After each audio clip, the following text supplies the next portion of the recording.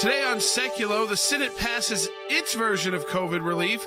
Now it goes back to the House. The big question, will Americans ever get any relief? The good, the bad, the ugly in the current legislation. We'll talk about it all today on Sekulow. Live from Washington, D.C., Jay Sekulow Live. Phone lines are open for your questions right now. Call 1-800-684-3110. That's 1-800-684-3110. And now, your host, Jordan Sekulow. All right, welcome to Sekulow. So the Senate over the weekend came together and passed, just on the slimmest of partisan margins, a COVID relief plan, different than what the House passed. So this will now go back to the House.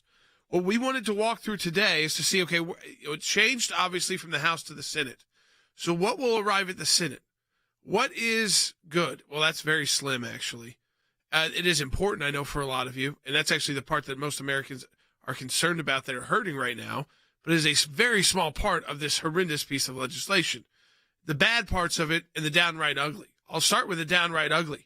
There's no Hyde Amendment protections in this whatsoever, which means that the dollars that come out of this, your taxpayer dollars, that flow back to community health centers and Obamacare accounts and COBRA plans, etc., they'll be able to use that money directly for abortions, unless the House were to change that, which is hard to imagine because the House is controlled by Democrats. And, of course, it's not something that Joe Biden's concerned about because he's controlled by Planned Parenthood. So understand that in this, it may be I'm going to go Than Bennett, Washington, D.C., the first time that I can remember with a kind of a reconciliatory budget bill this large that does not include the Hyde Amendment, regardless of where we are politically and partisan-wise, because usually I guess there's been one House or the Senate that's been controlled by Republicans. Yeah, Jordan, it's really the first time in more than 40 years that a relevant spending bill has not had this protection. Now, our listeners know this. Maybe some Americans don't. The Hyde Amendment is generally most applicable to the Labor H Appropriations Bill because that's where most of the spending dollars that could be used on abortion get spent. But, Jordan, when you have these extra spending bills like this stimulus bill is, typically that protection goes ahead and attaches to the bill because some of the accounts in there could go to health community centers, things of that nature. Jordan, and the most relevant example here is the 5 stimulus bills that were passed last year in a bipartisan fashion. All of those had the Hyde Amendment language and protections attached to it. This did not. Jordan, in my view, there's a lot of really bad stuff in here, but in my view, this is the worst policy change in this bill. And honestly, it's a finger in the eye of the pro-life community. And it also sends $50 million under Title X directly to Planned Parenthood, Than. So, I mean, we're talking about unleashing this money for Planned Parenthood to receive, for people to use for abortions, which would oftentimes that would go to Planned Parenthood facilities, and then a $50 million direct payment under Title X to Planned Parenthood. Now, this is what's in the Senate bill that's bad. There's a lot more that's bad we'll go through as we continue on the broadcast. But, again, just when it comes to that life provision, when it comes to being pro-life, or just the idea that regardless of where you are on the issue, our taxpayer dollars shouldn't fund the ending of an unborn child's life. And that because so many Americans feel strongly about it, it's not something we should force them to have to pay for. So it's not only unleashing the funds to be available to use for abortions, there's a $50 million direct payment in this Senate plan. Now it goes back to the House. Interesting, Senator Paul, we got to give him credit for this, Senator Rand Paul, he got concession that Planned Parenthood would not be eligible for those Paycheck Protection Program loans. They tried to do it last time. They're having to pay that money back. But you got to be really vigilant here because the House is going to try to put that back in. And the Senate would accept that probably under the current way the Senate is structured. So we have to watch very closely there. We'll talk about timelines as well. Rick Grinnell, our senior advisor for national security and foreign policy, will be joining us in the third segment of the broadcast as well. So you don't want to miss that. And we've got, of course, our matching challenge this month of March. Double the impact of your donation to the ACLJ. We're on top of all of these issues. Double your impact. Donate today at aclj.org. We'll be right back.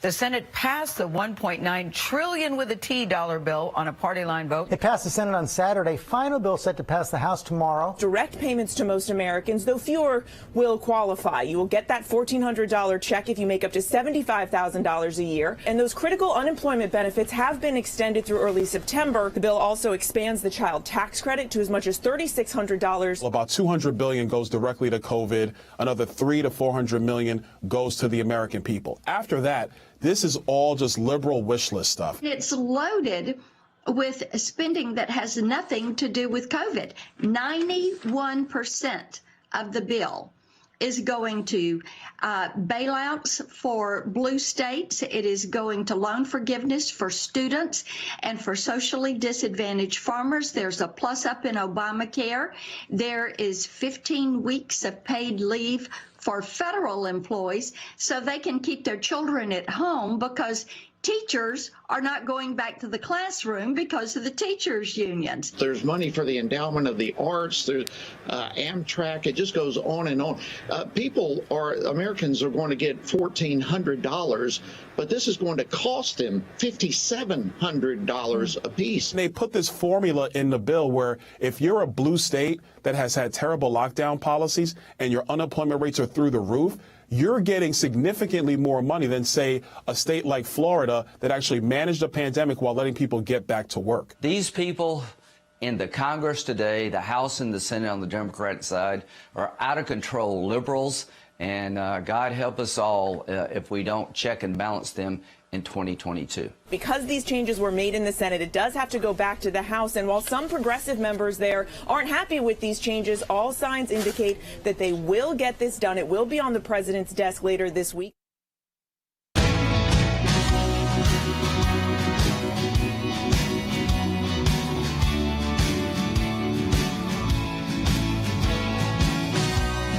All right, welcome back to Sekulow. So we talked about just some of the bad that is in the Senate's version of the COVID relief bill, which is, in fact, not a coronavirus bill at all. I mean, here let me explain why. There's a $350 billion state and local government bailout in here. There's a $130 billion bailout to schools, but only 5% is going to be available this year when schools actually reopen. We talked about no Hyde Amendment protections. We talked about the $50 million to Planned Parenthood.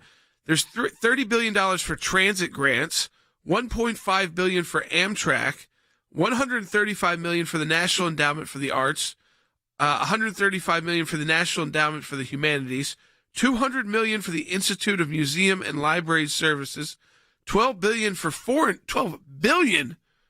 foreign assistance. I don't even know what that means exactly. We have to dig into that. $12 billion. $50 million for EPA environmental justice grants when, my gosh, we haven't even, there's barely been any air travel or car travel for so long. I mean, this is when we're going to need $50 million in justice grants. You know how quickly the government goes through $50 million at an agency like that? I mean, it's like a ton of money for taxpayers and zero money to the government. It's like nothing. Here's some of the good, just so you know, if you're out there and you're wondering, what is this going to do for me? Well, there are direct payments. It's $1,400 a person, an adult and children. They phase out if you make $75,000 a year individually, or $150,000 a year or less as a couple, and it fully phases out at $80,000 or $160,000. So it starts at $1,400 and it begins phasing out at $75,000 a year for a single person, or $150,000 dollars a year for a couple. So, Than, on that point, when it says adult and children, does that mean that the children would also receive technically $1,400? It does. They leveled the difference between adults and children under this bill. So theoretically, a family of four, Jordan, that was underneath all of those income thresholds. Right. Each of those four would get $1,400 for a total of $5,600. Okay, so $5,600 for a family under that. And of course, you could have a single parent family, so it could be that they're making more but still would qualify. Extended federal unemployment insurance at $300 a week through September 6th. This was a Manchin compromise, right, Dan? This is one we'd have to watch because a lot of people are wondering just specifically about this because whether it's an incentive for people not to seek jobs as things keep reopening, and he got it lowered, I think, just from 400 to 300, but also shortened the time period. Is that right, Dan? Yeah, this was really complicated, Jordan. This is actually what caused the longest roll call vote in Senate history on Friday. They were actually voting on the minimum wage amendment. That the outcome of that vote was not in doubt, but there was a debate between Senator Manchin, you're correct, and Senator Portman. Senator Portman wanted a $300 federal extension through July. The Democrat deal on the table was either $300 or $400 through October. They actually had a disagreement on their side of the aisle on the amount, but the extension was through October. And Joe Manchin liked Rob Portman's bill amendment better, so he was going to vote for that. And he essentially, Jordan, derailed the whole process for about 12 hours. Ultimately, here's what happened. They passed the Portman amendment for $300 through January, and then they came back, and Joe Manchin agreed with Democrats that he would extend it out to September. So the compromise was that the federal portion of unemployment insurance would be extended out until September. And Jordan, I know we're going to circle back to this later, but let me just put a pin in this for a second. This is an example of how on the pro-life provisions we talked about, if any of the Democrats who pretended to be pro-life, if they actually wanted to fix the pro-life provisions, they could have done it because Joe Manchin got his change on the unemployment insurance. Right. It could have been done. Hyde Amendment could have been there. It's not, and it's not going to be put back in by the Democrat-controlled House of Representatives. The votes aren't there. Now, the $50 billion for small business, Dan, I mean, again, the House may can the House try to come back with something completely different? Again, new amendments, new changes, and then the Senate's going to have to go through this again? Well, if they want to, they could. I mean, that's certainly part of the legislative process. I don't expect they will, Jordan, basically because they got 99% of their wish list in this bill. So here's what I'm hearing. I'm hearing that the bill has not been received yet in the House. When it is received, it'll be teed up for a vote. It could happen as early as tomorrow, or it could push into Wednesday. Jordan, I think, now look, I hesitate to make any guarantees, but I think the most likely scenario is that the House is just going to accept this and send it to the president's desk. And it's so, now it's the American Rescue Plan. It has not really about, because it was so little for COVID, so that $50 billion for small business, is that in the PPP loans? Is that what we're talking about, Dan? It's not just PPP loans. There's about $7 billion in there for the Paycheck Protection Program, which is not fully exhausted yet. There's also another version of it. A lot of it goes to restaurants, Jordan, others to small businesses, and honestly, some of it to large corporations as well. Okay, and then the final, and this is all left that's COVID-related, is $20 billion for testing and vaccine distribution. I think that's everybody can agree. That's wonderful. The vaccines are getting out there more and quickly. That's great. But, I mean, Dan, that basically closes out what this is it 1.2 trillion now? Is that what we're at now? 1.9 trillion is what we're at. That closes out the COVID portion, correct? Pretty much. I mean, you're going to get different people that think that spending for the National Endowment for the Humanities is COVID spending. So you're going to see estimates anywhere from 10 to maybe 35% of this bill is COVID related. But in my view, Jordan, that's pretty much the end of it. And I would just note this. I mean, $1.9 trillion in a COVID stimulus bill, and how much of it is spent on testing and vaccination? $20 billion. Think about that. At the most liberal, most pro-supportive of this bill, only 35% of it, a third of it, is actually going towards COVID relief. And as Dan said, with all those different COVID portions, only $20 billion going to really just making this over, getting this done with in America for the most part, so we can get back to life. But it does. There are, again, there's bad, there's bad things in this. And then, I mean, in a sense, we don't expect the ability to stop this in the House. The Senate, Joe Manchin, others didn't step up. Yeah, they really didn't, Jordan. And I would maybe just circle back to the conversation that we had, that 12-hour debate between the minimum wage and the unemployment insurance. It should illustrate for the American people that when Democrats chose to go this path, the reconciliation path, they knew they could get 90 votes on a COVID stimulus bill, but they wanted a liberal wish list. But when they did that, Jordan, they were operating in a 50-50 Senate where any single senator could say, I will not vote for this bill unless I get X, and name their provision. And Joe Manchin did that when it came to unemployment insurance. So, Jordan, we now have to look at every every senator that voted for this bill, all 50 Democrats, and say, you are responsible for every provision, because if you oppose that provision and you wouldn't support for that bill, vote for that bill with it in there, you could have gotten it changed as Joe Manchin did. But look, I don't want to heap just praise on Joe Manchin, because there was an opportunity, Jordan, and an amendment offered by Senator Langford to fix those Hyde Amendment provisions that you were talking about. And yes, 3 Democrats, Tim Kaine, Joe Manchin, and Bob Casey, voted for it. But Jordan, it took 60 votes to actually incorporate that language, and none of those 3 senators, including Joe Manchin, were willing to do what Joe Manchin did on unemployment insurance and say, I will not vote this bill out of the Senate unless you make those changes. Any one of those 3, Jordan, they could have accomplished those changes if they really wanted to. It just tells you where they really are on the party line, where they really are on the life issue. Is they're not pro-life. They're not. They aren't. They even to this point that they're even saying they weren't willing to say just that our taxpayer dollars shouldn't be spent, our federal budget shouldn't be spent funding abortions directly.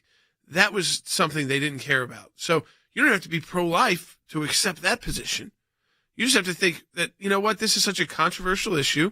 We don't need to send $50 billion to Planned Parenthood, and we don't need to make them eligible for, up to all these funds that are available through community health centers, Obamacare accounts, COBRA plans, not restricted at all, to directly pay for abortions, because there's no Hyde Amendment restrictions. So now we're paying for abortions overseas. Now we're paying for abortions in our own country, and I'm sure the House will love the fact that they get to vote and keep this in their provision. This will be one of the most pro-abortion pieces of legislation in a very, very long time. It is a bailout to Planned Parenthood as well. Give us a call at 1-800-684-3110. That's 1-800-684-3110. If you've got questions about how this will affect you, listen, I understand that there's a lot of people that are saying, yeah, I know there's a lot of bad stuff here.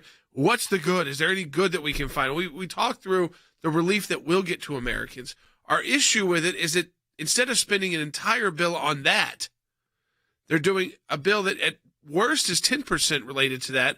At best is 35% related to that. And that's like if you include an endowment to the National Endowment for the Arts as part of COVID relief, which, again, I wouldn't. So I'm more of the 10% side. And this will actually cost taxpayers about $5,600 each, because this is a $1.9 trillion bill. $1.9 trillion. We're taking your phone calls. Rick Rennell, our senior advisor for national security and foreign policy, will be joining us live in the next segment. He'll be joining us about all this information that was released by the Biden administration about Saudi Arabia and Jamal Khashoggi and the dangerous nature. He just got a new blog up at ACLJ.org about politicizing intelligence information and releasing it to the public. We are taking your calls, 1-800-684-3110.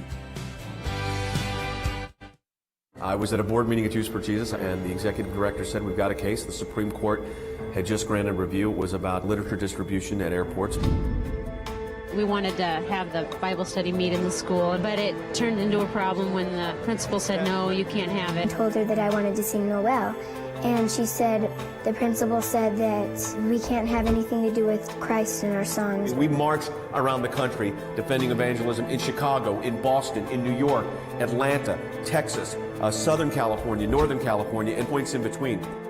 We got a letter one evening from the IRS saying they wanted all this information that we all knew immediately was not right. How do you fight the government? How do you fight the IRS? Tea Party groups say they're being targeted by the Internal Revenue Service, and they're enlisting the aid of the American Center for Law and Justice. They were trying to shut groups down that they disagreed with.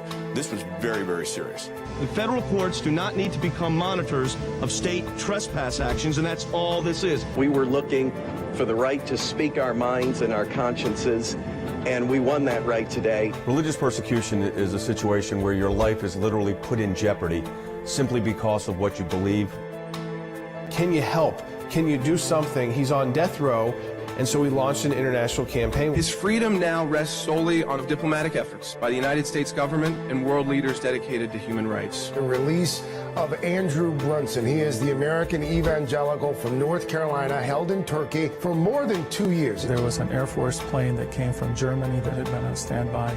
We're flying, and they finally left Turkish airspace. It's like, okay, we're really out of Turkey and free again.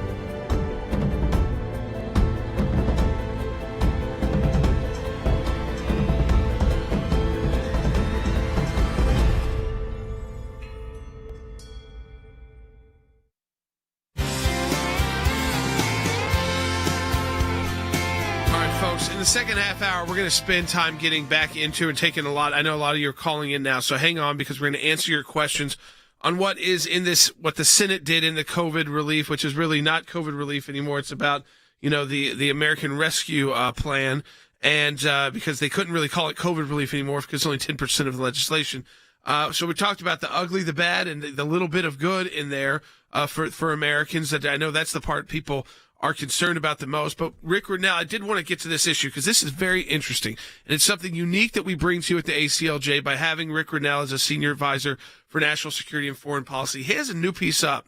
And we're about to talk, Rick's joining us live right now, but it's a new piece up at ACLJ.org called "The Biden Team Overruled Career Intelligence Officials on the Khashoggi Murder in an Effort to Appease Iran." And Rick, I thought you start this off so interestingly because you got requests from Republican members of Congress that are very supportive of President Trump, Congressman Gates, to put more information out about Khashoggi when you were acting director of national intelligence.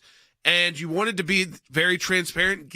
You thought there was an overclassification going on in the intelligence community. So you had your officers go back not once, but twice to review the information, and you decided, no, there was no more information that could get out. So why do you believe the Biden administration ultimately put out all this info blaming the Saudi crown prince? Look, I am somebody who believes in transparency, and I think my tenure at the DNI track, you could see that. You could see that I was pushing for greater transparency, for declassification, for the release of information. I think the public deserves as much information as we can give, unless we're going to reveal a source or a method. And so I was eager on the Khashoggi incident, the Khashoggi killing, to make sure that we could release as much information as possible to the public. So as you say, I outlined what I did. Twice, I pushed career officials to say, are you sure? Let's look at everything. And I was told by career intelligence officials, there's nothing more that we can share that would help and not damage U.S. national security. And I was adamant about pushing this. There is only one explanation for the repackaging of the Khashoggi file now, which is that the Biden team wanted to do this. They overruled the career intelligence officials who warned that it was not smart. And they did it because they have this plan with Iran to show the Iranians and the Europeans that they can play more fair. And this is a dangerous situation when you manipulate intelligence for political gain, and that's exactly what they did here. So you believe it was done not to try and, realign some relationship with Saudi Arabia or get KSM, the crown prince, under control in the Biden administration's view. You think it was the Jake Sullivan types who wrote the JCPOA, who's now the national security advisor to Biden, that they did this to appease Iran? I mean, so it takes people. I just want to get people to that step because it's a step for them to think, it wasn't really about just embarrassing a Saudi leader like the crown prince, but it had a further in our relationship with Saudi Arabia. But it had a bigger point, which was to please Iran, if you will. When you politicize intelligence, you repackage or you say things or you edit in order to gain some sort of political gain, not to make the United States more secure. Our relationship with the Saudis is very complicated. We had a very low point when the Khashoggi murder took place. What I can say, and I want to be very careful here, is that we made our views very clear. During that low point of diplomatic relations, it was a very tough time, but the United States was crystal clear, and we made sure that there were follow-up. Again, this is hard for me to talk about without revealing intelligence, but we made sure that it wasn't just a diplomatic conversation. Let me just leave it at that. Got it. And so we've moved on from that. Right. We've learned, we've adjusted some things, but the reality is to repackage it now without having new information, and that is very clear. There's nothing new that came up. It was a repackaging of old information so that the Biden team could show the Iranians some sort of political asset. And I find that to be very troublesome. And lastly, Jordan, let me just say, the DC media that constantly covers intelligence issues and screams manipulation every time someone has Russian salad dressing, they should absolutely be all over this, because this is a slippery slope. The Biden team just got away with manipulating intelligence. And you say it's manipulating because nothing new, releasing it publicly for purposes of appeasing Iran, and that, you very carefully said that the Saudis got the message loud and clear, steps were taken loud and clear, but we didn't want to, of course, destabilize what was already a tough relationship with the Saudi Arabians, which had been good and which was being rebuilt to be good again. And yet, on that front too, I mean, this has got to throw all of that hard work that I know you can't get into great detail on, Rick, but this has got to throw all that hard work kind of out the table as well. We're kind of probably at another low point with Saudi Arabians. For sure. We were making progress on the Abraham Accords, and that included some progress with the Saudis. Let's be very clear on that. Yep. And this now completely damages all of the work that we've done. And let me just make two quick points. One, the Europeans love this because the Europeans are looking to have trade with Iran. They don't have the same threat level that we do with Iran. So listening to the Europeans too much on this is a dangerous path because we have different threat levels. And second, this comes on the heel. This manipulation of intelligence comes on the heels of the Hunter Biden laptop issue, where 50 former intelligence officials told the world in Washington, D.C., that Hunter Biden's laptop was Russian disinformation. That was wrong. There was no evidence to that. It was a political opinion that was used right before the elections. And that has never been dealt with either. We have a whole group of Washington, D.C. intelligence reporters who are ignoring the politicization of intelligence. And I find it very troubling, and it's going to get worse. And that's my final question for you, Rick, is, and again, Rick Rennell is a senior advisor for national security and foreign policy, as you know, with the ACLJ because of your financial support to the ACLJ. And it's just, think about this segment alone. You're not going to get this information anywhere else and be able to kind of dive into it from your very own ACLJ team. But the final question is, I mean, if this is just kind of the beginning of this, Rick, I mean, to me, that's just nerve wracking. I don't know if you can say it, but are there kind of like other areas where you could see them trying to just grab intelligence about another country or another place to hurt, to try and appease Iran or appease China? Well, I think you just hit it right there, appease China. I mean, look, every time we hear that Russia is a crisis, and every time we hear things like the Hunter Biden laptop is Russian disinformation, this is the Beijing line. You ask yourself, why is Eric Swalwell and Nancy Pelosi and others constantly pushing this Russia narrative? It's the Beijing line. That's what China wants us to do. Look over there. Don't pay attention to what they're doing. All right, folks, you need to check out it. Just posted up at aclj.org. Rick Rennell's new blog, The Biden Team Overruled Career Intelligence Officials on the Khashoggi Murder. And here's the kicker, in an effort to appease Iran. Rick, as always, thanks for joining us. Folks, we will be right back. Second half hour of ACLJ coming up. Remember, month of March is our matching challenge month. You double the impact your donation. Whatever you donate online, we have a group of donors ready to match that for the entire month of March. Donate today at aclj.org. One of the practice areas that we've been able to develop is Freedom of Information Act requests, or FOIA requests. It's thousands of pages of paper, and in those thousands of pages of paper, you usually find a nugget. Government agencies acting out of control. We have exposed that in our FOIA litigation, and we do that every day that we bring these cases. It is your statutory right as an American citizen to have access to documents that reveal how the government is functioning, how your government is functioning. We took it to the IRS. No one ever does that. What the IRS was doing was violating the Constitution and statutory law. They can't do what they were doing before. They've been hiding behind in the shadows. These FOIAs bring them to light. How do we know? Because our FOIA litigation got that document. Those of you that support the ACLJ, this is what it's all about at the end of the day. It's all because of you. And you can double the impact your donation today at aclj.org. Go online and donate now. Live from Washington, D.C., Jay Sekulow Live.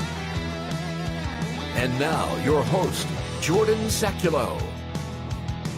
That was, if there's a reason to support the work of the ACLJ financially, and the broadcast is obviously not just the only reason to do so. We do a lot of work. This is just our hour to be able to talk to you about some of the issues, some of what's going on in the world, some of what we're doing at the ACLJ, answer questions for you like in this COVID relief, which is now the American Rescue Plan. But to have someone like Rick Grenell as part of the team who can break down for you and get to the level of where, he's being careful about what he's saying because he's former acting director of national intelligence, but this Khashoggi matter about how this was, even though, we knew this was all intel that was available, it was initially not released because it could harm the national interest. And he goes through it in the new piece he's got up at ACLJ.org. And that's exclusive content for the American Center for Law and Justice. So read it. I'm about to tweet it out at ACLJ.org. But we're able to do that because of your financial support of the American Center for Law and Justice. Bring in experts like Rick Grenell to join the ACLJ team. Bring in experts like Mike Pompeo, a former Secretary of State and CIA director, to join the ACLJ team. Be part of our matching challenge today. We have a matching challenge the entire month of March. You can double the impact of your donation by donating in the month of March. What does that mean? We got a group of donors. Say everything that comes through the month of March, we will match those donations. Go online to aclj.org. Donate today. It's why we're able to continue to expand our team with these experts, these senior advisors to the ACLJ, and bring you information you will not get anywhere else and break down that information that you will not get anywhere else. And that's what you're seeing them do publicly, for us, whether it's writings or on the air. We're also able to assist us in the work that we do, not on TV, not on radio, not that we would be writing about right away. It's because of your support we're able to bring those kind of folks in to the ACLJ team, not as guests of the broadcast, but as team members. Join with us, support our work at aclj.org. I mean, Than, we're going to get into COVID next, but I just thought what Rick said and the dangers of the Biden team politicizing intelligence, it's one thing to talk about how you can do that. And certainly we've seen that over time and time again with the dossier in Russia, as he said, anybody that orders Russian dressing, Russian salad dressing, gets, the intelligence reporters want to write about. But yet when it's the Biden laptop, it's poo-pooed. And even though all that's known now to be true and accurate and verified, you blame the Russians to protect the Chinese. Because the info was not about Russia. It was about doing work with the Chinese and Ukrainians. You blame again on, you put out this information, which again, as Rick said as best he could, we did what we needed to do to the Saudis to let them know the consequences of this and what it would be if you ever try to do this again, is what I kind of interpreted Rick saying. Yeah. And things were starting to improve again. They were on track with the Abraham Accords. They allowed the Israeli flights over Saudi Arabia to get to the UAE. They still do that today. And now you throw all that out the window so that you can have something that Iran can use to use against the Saudis. I mean, think about that. To me, and this is just the beginning of the Biden administration. Yeah, what a window into that decision-making process, right, Jordan? I mean, you've got this horrible atrocity, the killing of Mr. Khashoggi. You've got to balance that, though, with diplomatic relations with two different countries. And, what's so telling to me, Rick had to be careful here. I don't have any access to any of that information, but what I can say conclusively, which I think you could kind of read through his comments as well, is the absolute worst thing that you could do is come to a decision, come to a conclusion based on what your hostile enemy wants you to do. Jordan, we've heard both Secretary Pompeo and Rick talk about this. A healthy, strong America is good for the entire world. Well, guess what makes us less healthy? Guess what makes us less strong? Guess what makes the rest of the world less strong? Is when we make our decisions based on those who want to destroy us, how they will react. Jordan, that is never the right way to approach that decision. I know 4 of you have been holding on the line. Jan, Cindy, Frank, and Ken, we're going to start getting to your calls when we come back.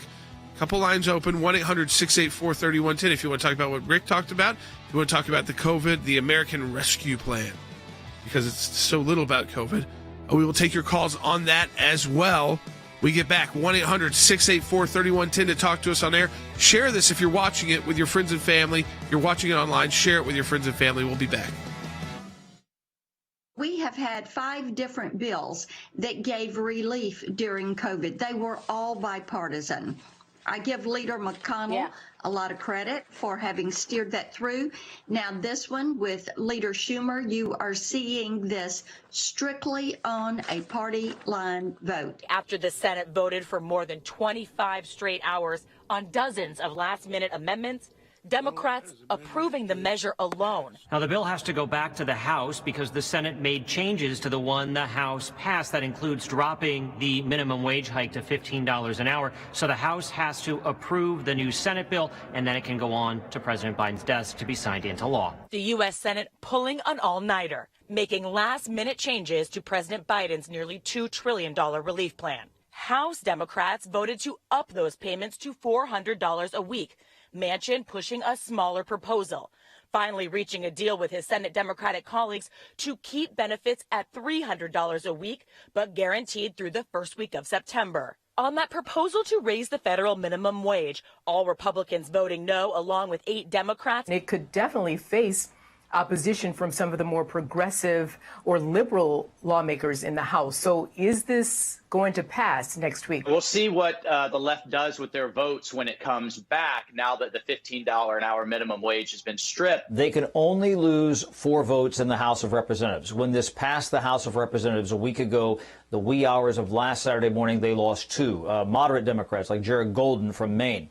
Now you have infuriated the liberal side of the Democratic caucus. The Senate version of the bill now returns to the House Tuesday. Democratic leaders, they're confident, signaling today they think they can move fast. They want to vote Tuesday, but they only have a slim margin there. They're going to have to keep their ranks together if they can get this done by next week and get it to the president's desk.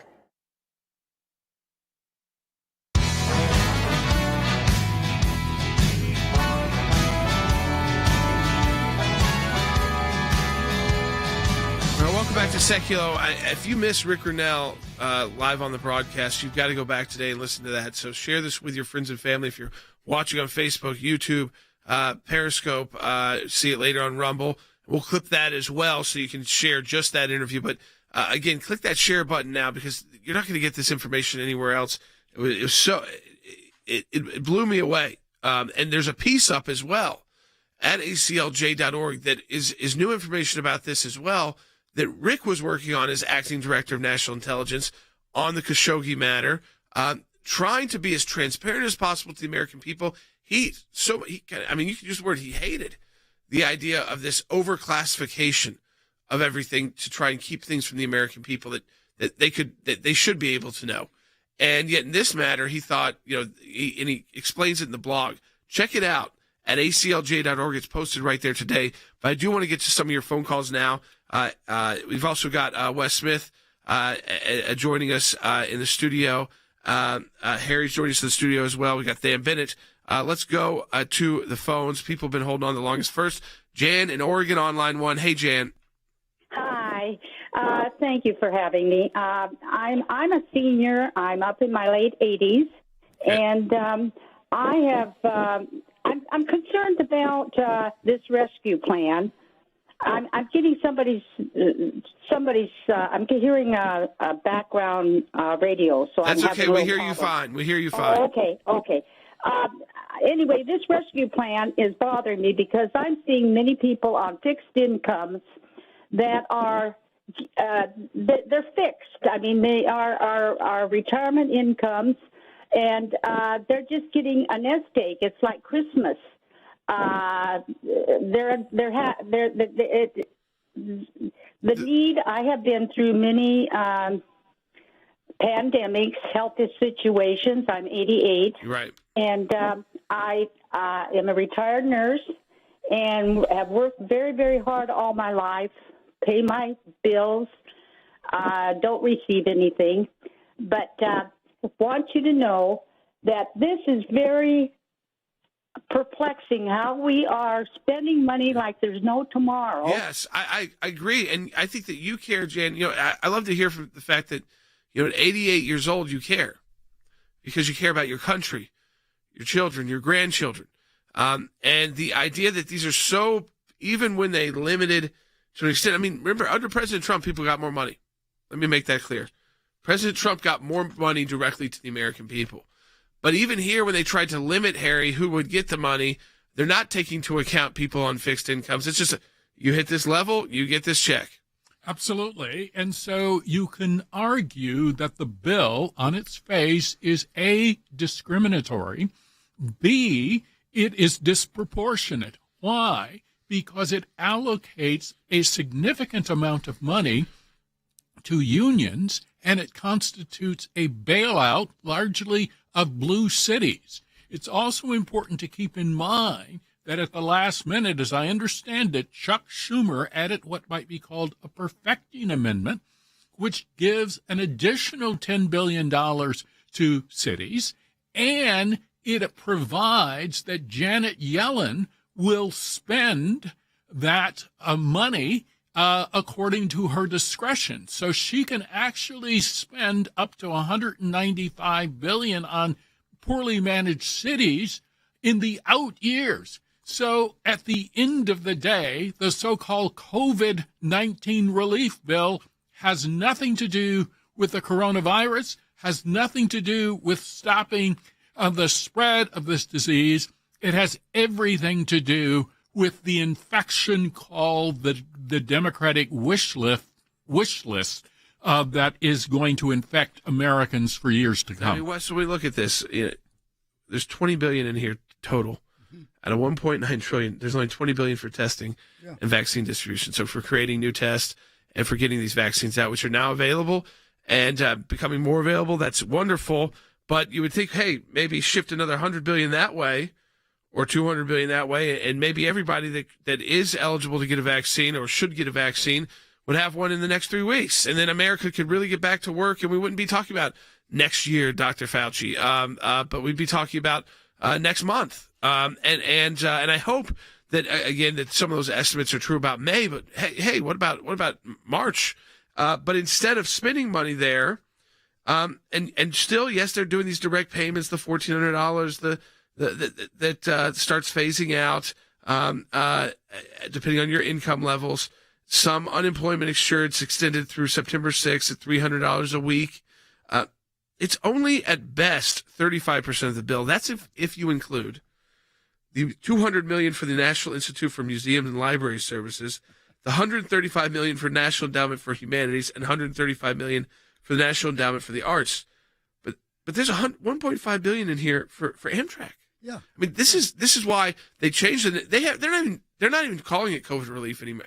That's just a tiny part of what is now the American Rescue Plan. It's like Harry said, it's the left wing's wish list, and it's going to cost the American people, I think, long term when it comes to actually getting better jobs, getting jobs again, and all sorts of issues. Our economy, the stock market, 401ks, because it's money that didn't. It's not all about just getting money directly to the American people. In fact, that's one of the smallest provisions. Yeah, and to the caller's point, presently the United States has a $28 trillion debt.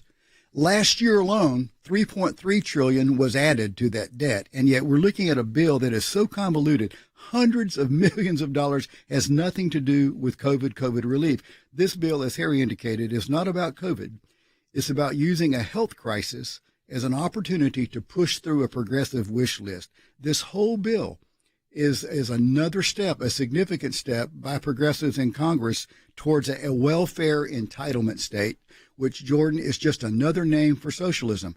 They want more and more government control, and part of the way the government gets control is by providing things, and there are always strings attached. But this bill is so little about COVID and so much about politics. And back to that one thing you mentioned, the $352 billion for state and local governments. Many local and state governments actually did better in tax revenue last year than they did the year before, including California, Arizona, Virginia, Colorado. They have more money than they've ever had before. None of that gets taken into account. I mean, but on top of this, let me take Cindy's call in New Hampshire, and we're taking your phone calls 1-800-684-3110. That's 1-800-684-3110. We got a full segment coming up as well. 1-800-684-3110 to talk to us on the air or put your questions in through YouTube. Hey, Cindy. Hi, how are you doing? Good. The reason that I called is I am a registered voter. I'm an independent voter. Yep. And I appreciate all the work that you guys do. It's tremendous. Thank you. What can an individual do?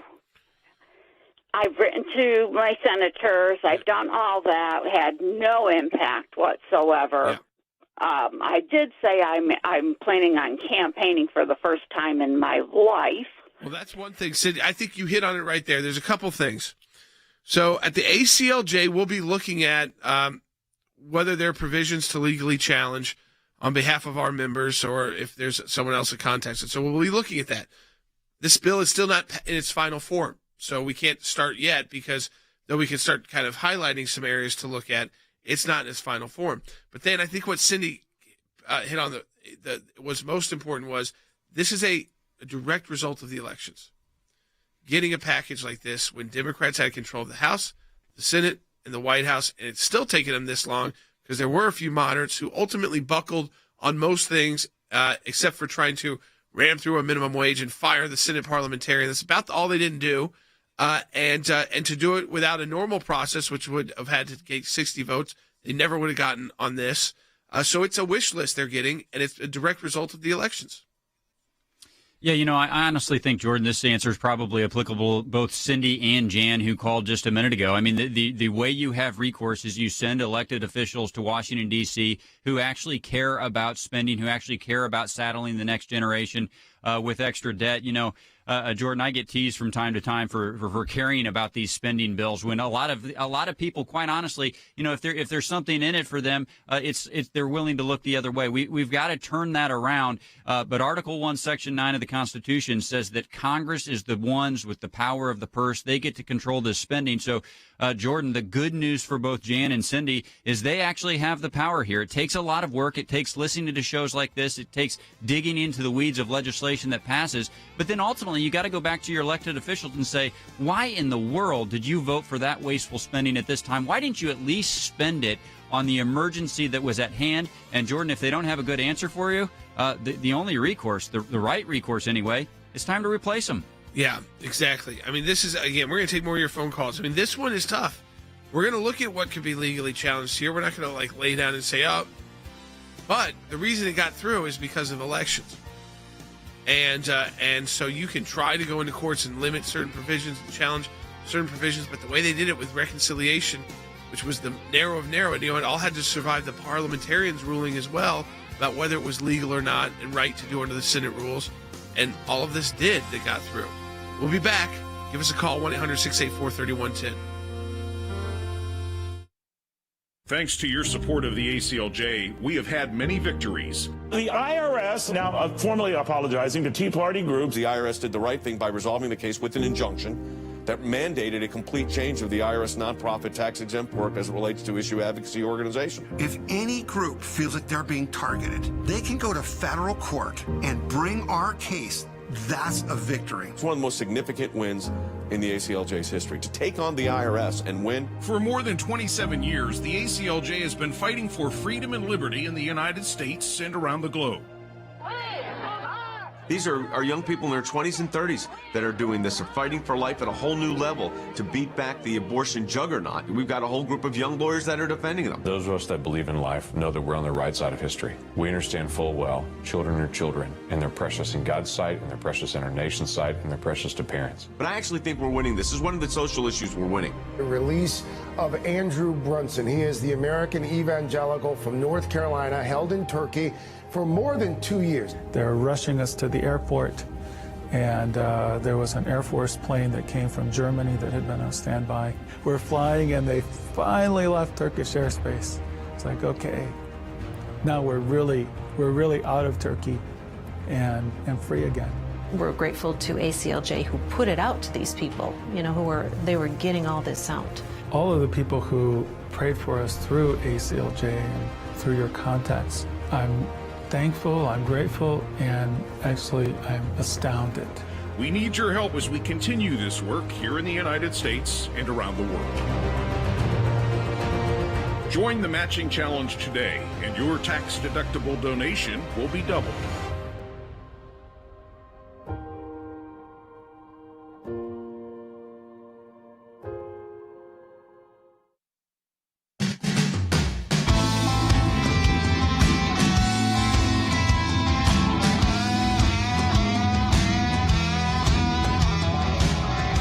to Ken in Florida on line 4. Welcome back to Sekulow, folks. We got a lot of people on the line that have been holding on. Thank you, Ken, for holding on, because this is an interesting question as well on Joe Biden, who has been the executive order president. Donald Trump was called that, but I mean, it pales in comparison to what Joe Biden has done. Hey, Ken, welcome to Sekulow. Yeah, how you doing, Jordan? My question is, because I'm a senior like the others that have spoken, and I actually worked the elections down here in Florida, which actually went flawless. They did. Total chain of custody. Anyway, my question was more along the lines, what is the ACLJ able to do at this point relating to blocking, are y'all hand-picking specific executive orders? Because, again, I'm a senior that has actually been wiped out. My job ended last July because of COVID, and I've been working in the background trying to get reemployed. So this unemployment scenario is I'm unfortunately a long-term unemployed person at the moment, not because I want to be. But anyway, my question is, I'm going through retraining, but my question for you guys is, how are y'all focused as the ACLJ that I know, that I've supported for 20 years? Yeah. What are y'all doing about all these executive orders? Are y'all targeting lawsuits on all of them, including what you're going to be doing with this? So I don't think it necessarily would be on all of them. I mean, some are within the president's power you just don't like the reversal of the Mexico City policy. We don't like it, but historically, that's been the president's prerogative. So the fact that President Trump went in there, signed the Mexico City policy, actually buffed it up and made it more intense so that our taxpayer dollars didn't go to fund abortions overseas. Joe Biden, right away, his first 10 days or so in office, got rid of the Mexico City policy. This bill funds more to Planned Parenthood, but I don't want to get stuck there, Than. We are looking at every one of those executive orders right now, and then you choose what to challenge in court, what executive orders were kind of tied to legislation. Like there's one that came out on the election laws and voting laws that's tied to H.R. 1, and there's going to be, of course, a lot of legal challenges there. I could point that one out right away as something we'll be looking at very closely, which is the changes to our election system at the federal level, which our Constitution is pretty clear about. Most of that should be done at the state level. Yeah, we're going to aggressively combat H.R. 1. Hopefully many of those don't become law, but if they do, yeah, Jordan, a lot of those would be very ripe for challenge, and we would certainly do that. But you're right. When it comes, Ken, to the executive orders, there's going to be a wide range. There's going to be some of them that do have proper rooting in statute. Congress has actually given the executive branch the right to make the change. Jordan's correct. The Mexico City policy is a perfect example of that. There are going to be others that we're going to look at the underlying statute and we're going to say, no, there absolutely is no grounding for that. And by the way, this has been an ongoing challenge, but the Title X funding that we've talked about, that's a perfect example of that. The authorizing statute in that situation specifically says that abortion provider cannot access those funds, and yet they continue to access them. So we're going to have to go through, just as Jordan said, and see which ones have rooting in statute and precedent, which ones don't, and which ones we're able to challenge. So that's what we're doing right now. And again, this is all coming at us fast. We were preparing for it already back in the wintertime. After the election, we started preparing already for what the Biden team would bring forward, what we could challenge, and what we'd have to challenge through government affairs, what we'd be able to challenge in court. So stay tuned for the in-court portion, the government affairs portion, it continues on. Mimi on YouTube wrote in, and Harry, this is something I think it just angers a lot of people. Why couldn't they just do a COVID relief bill and put this, even if they want to do this by reconciliation, have this debate done separately? Why tie COVID to it? And was it just to kind of, I think it was to sell the American people on this because, hey, you're going to get a check.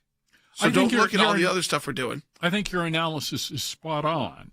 At the end of the day, Democrats do not appreciate the work of average working men and women, particularly average working men and women who live in so-called flyover country. These are individuals who earn between $40,000 and, let's say, $90,000 a year. They often do not necessarily have a college degree.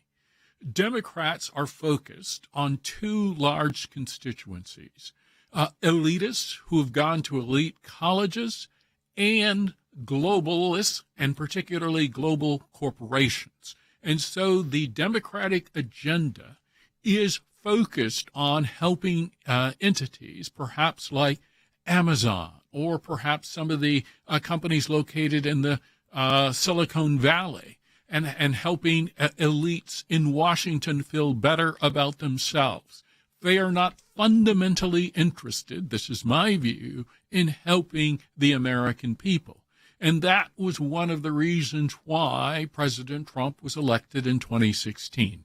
And so now I think history is beginning to repeat itself, and the Democrats are using the fig leaf of COVID relief in order to advance long-term ideological interests that they have in controlling government, ultimately controlling elections, and ultimately preventing the American people from exercising their vote within the realm of a constitutional democracy. You know, I think, again, I want to continue to take calls. We get to these final two calls of the day. First to Frank in Connecticut, then to Tommy in California. Frank first, welcome to Sekulow. You're on the air. Thanks, Jordan. Hey, my question is on this $1.9 trillion stimulus bill. Originally, it was $1.9 trillion, but they had removed some items. Is it still $1.9 trillion, or does that price change? Than?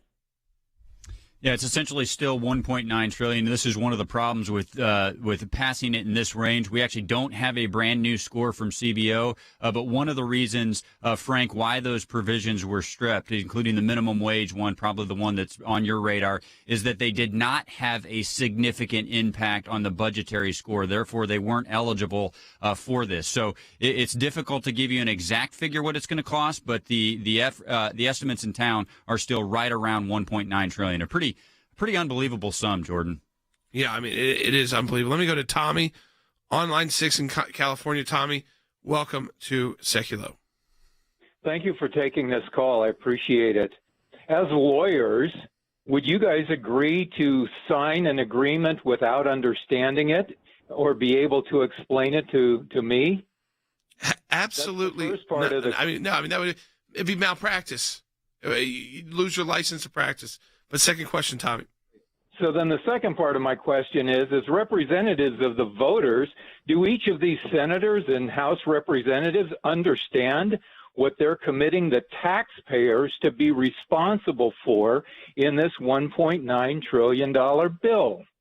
I think that to some extent, the special interests were so involved, Than, I get everybody's thoughts on this quickly. The special interests were involved. I think they were lobbied pretty hard to put in certain. I don't think that they understand how it all works, but I think that they know who asked them for what. They knew it was a giveaway to the people that they've already been beholden to, Jordan. Now, do they know every word of that 600-page bill that was dropped right before they voted on it? No. That's how things work in Washington, D.C. It's broken, Jordan, but it's not the first time that's happened. All right. I think, Wes, Harry, quickly, people are going to like getting the stimulus check. They're not going to like what flows from it. Do you think it actually ends up hurting the Democrats, or do you think it's a wash because of the check? Probably a wash, but their motive behind it. Remember, Rahm Emanuel said, "Never let a crisis go to waste." They're using this crisis to get this other stuff in.